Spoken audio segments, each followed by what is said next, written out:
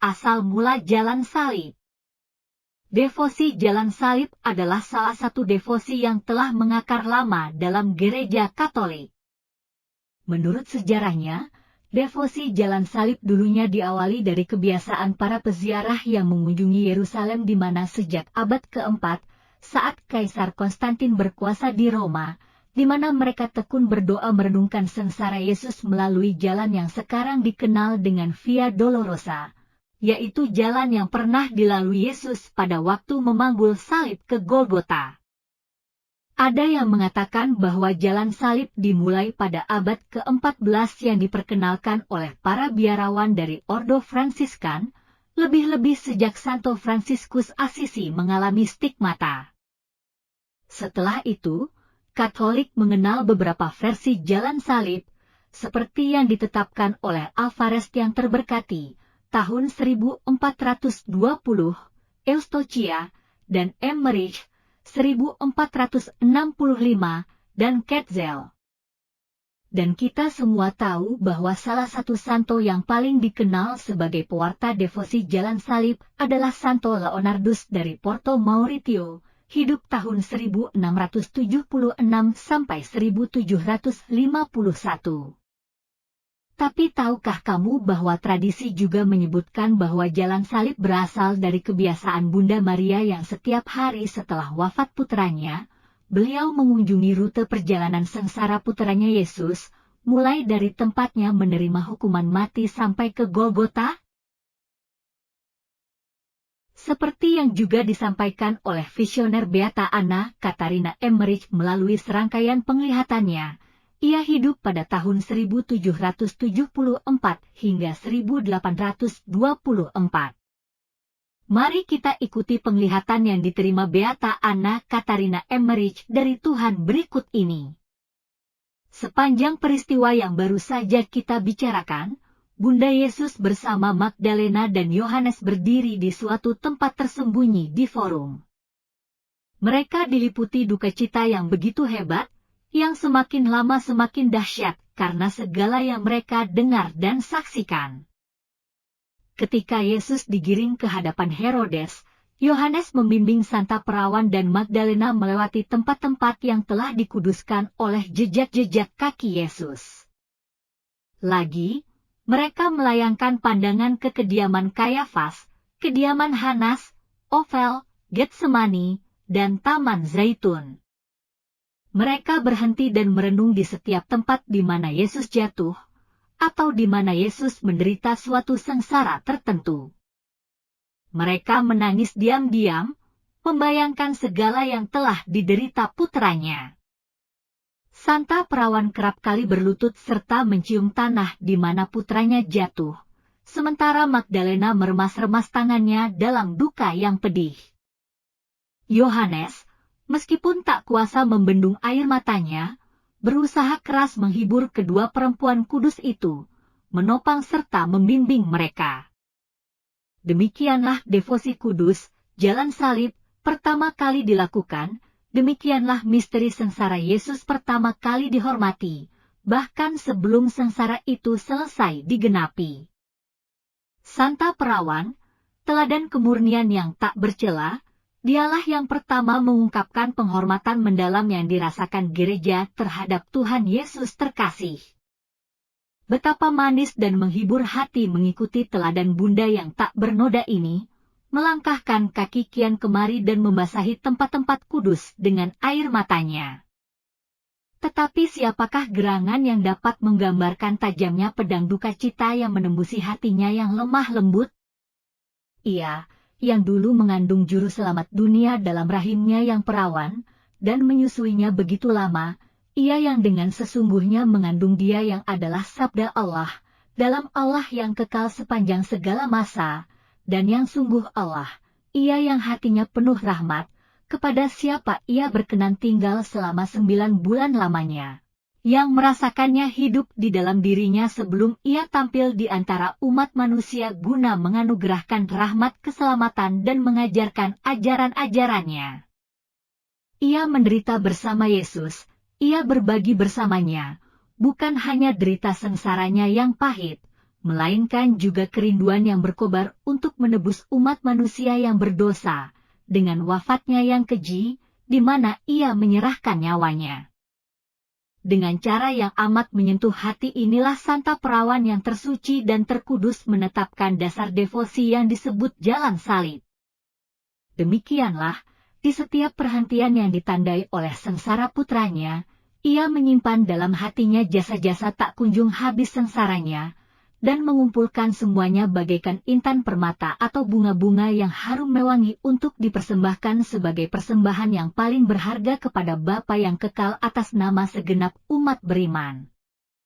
Duka cita Magdalena begitu dahsyat hingga membuatnya nyaris bagaikan seorang yang telah kehilangan akal.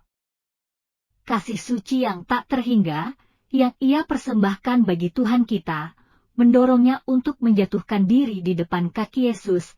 Di sanalah ia menumpahkan segala perasaan hatinya, seperti ia menumpahkan minyak narwastu yang berharga ke atas kepala Yesus.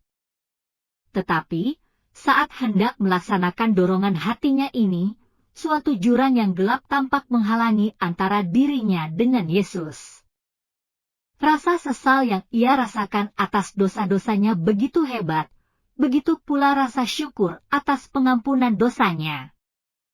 Tetapi, saat ia rindu mempersembahkan tindakan kasih dan syukur sebagai wangi-wangian yang berharga di kaki Yesus, ia melihatnya dikhianati, menanggung sengsara, dan akan segera wafat demi silih atas segala pelanggarannya, yang diambil alih dan ditanggung oleh Yesus.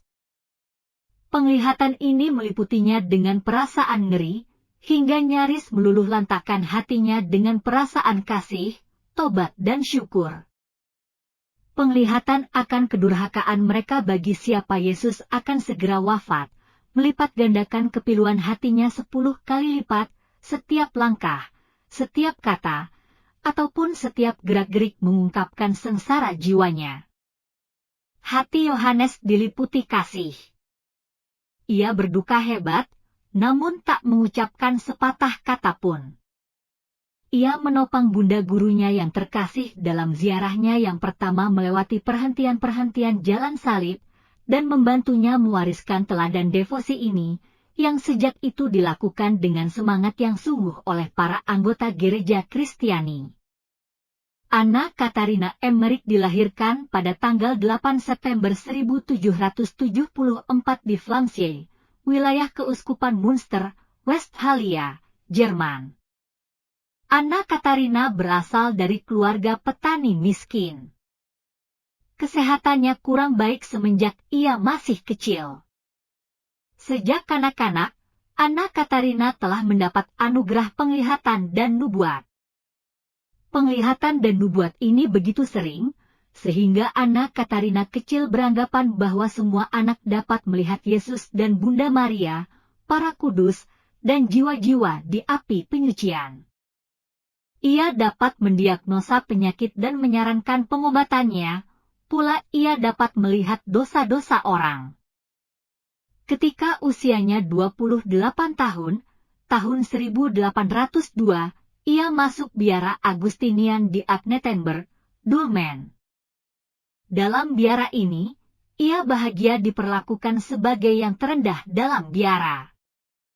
Para biarawati lainnya amat heran dan merasa terganggu oleh kemampuannya yang aneh, kesehatannya yang buruk dan ekstasi-ekstasi yang dialaminya baik di gereja, di kamar tidur, maupun di tempat kerjanya. Sebab itu, ia diperlakukan dengan sikap antipati.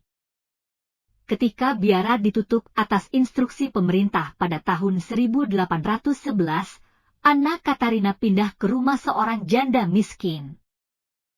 Kesehatan Anna Katarina semakin memburuk, dan akhirnya, bukannya menjadi pembantu, ia malahan menjadi pasien.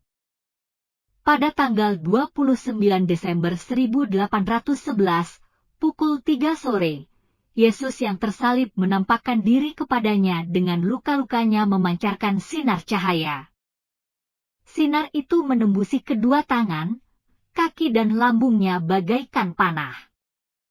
Stigmata di kepalanya, yang dianugerahkan kepadanya saat usianya 24 tahun, juga mulai meneteskan darah hingga ia harus membalut kepalanya dengan perban. Pada tahun 1812, tanda salib muncul di dadanya. Karunia stigmata yang diterimanya disertai juga dengan karunia inedia, yaitu hidup tanpa makanan, hanya dari komuni kudus saja, sepanjang hidupnya. Anna Katarina berusaha menyembunyikan luka-lukanya, tetapi kabar mengenai hal itu akhirnya tersebar juga, dan Bapak Vikaris Jenderal menetapkan dilakukannya suatu penelitian yang panjang serta terperinci. Ketika seorang penulis bernama Clemens Brentano mengunjunginya, Anna Katarina mengatakan bahwa ia telah melihatnya dalam suatu penglihatan dan bahwa Clemens akan menuliskan catatan tentang penglihatan-penglihatan serta nubuat-nubuat yang diterimanya. Demikianlah, setiap hari selama 5 tahun, Clemens mencatat pesan-pesan, serta menerjemahkan catatan tersebut dari dialek Westphalian, dialek Anna Katarina, ke bahasa Jerman. Setiap kali, ia meminta Anna Katarina untuk memeriksa serta memberikan persetujuan atas tulisannya. Sepanjang musim panas tahun 1823, kesehatan Anna Katarina semakin memburuk. Seperti biasa, ia mempersatukan segala penderitaannya dengan penderitaan Yesus, serta mempersembahkannya bagi keselamatan segenap umat manusia. Anna Katarina wafat pada tanggal 9 Februari 1824. Oleh karena tersiar kabar angin bahwa jenazahnya dicuri orang, maka kuburnya dibuka kembali 6 minggu kemudian dan didapati tubuhnya masih dalam keadaan segar, tanpa tanda-tanda kerusakan. Jenazah Anna Katarina Emmerich dipindahkan ke Gereja Salib Suci di Dülmen, Jerman pada tanggal 15 Februari 1975.